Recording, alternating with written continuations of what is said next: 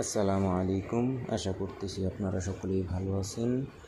আজকে অনেক দিন পর আবার নতুন তিনটি টপিক নিয়ে আজকে আমরা পড়ব। আশা করতেছি আপনারা মনোযোগ সহকারে ক্লাসগুলো আমার সাথে কন্টিনিউ করতেছেন। তাহলে দেরি না করে আমরা শুরু করে দেই আমাদের নতুন ক্লাস। আজকে আমরা শিখব জজমওয়ালা হরফ এবং কলকলা কি। জজমওয়ালা হরফ, জজমের চিহ্নটা আপনারা এখানে খেয়াল করতে পারছেন এবং অনেকটা বড়শির মতো, মাছের বড়শির মতো। এখানে চিহ্নটার উপরে আমি গোলবৃত্ত বা তীর চিহ্ন দিয়ে দেখাচ্ছি। আশা করতেছি আপনারা চিহ্নটাকে চিনবেন, দেখবেন, বুঝবেন।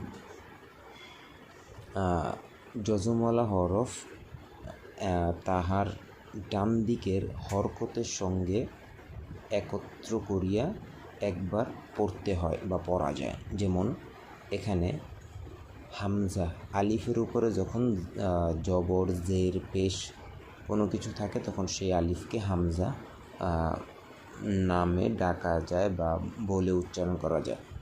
হামজা বা জবর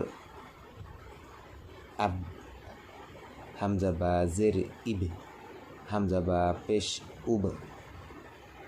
তো এইভাবে জজম ওয়ালা হরফ, আরবি 29টা হরফের মধ্যেই উপরে জজম দিয়ে এবং বা জজম কল্পনা করে পাশে ডান পাশে একটি হরফ দিয়ে আপনি এভাবে প্র্যাকটিস করবেন।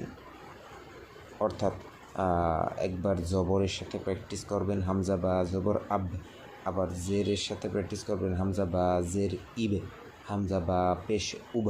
এইভাবে করে পরবর্তীতে হামজা তা জবর আত, হামজা তা জের ইত, হামজা তা পেশ উত, এভাবে করে 29টা হরফ দিয়েই জজমকে জজমওয়ালা হরফ কীভাবে পড়তে হয় সেই প্র্যাকটিসটা করবেন ইনশাআল্লাহ, আশা রাখি।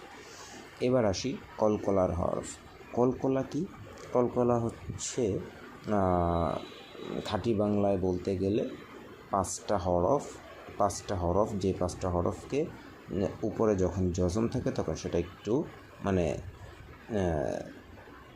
একটু ধাক্কা দিয়ে একটু উচ্চারণটা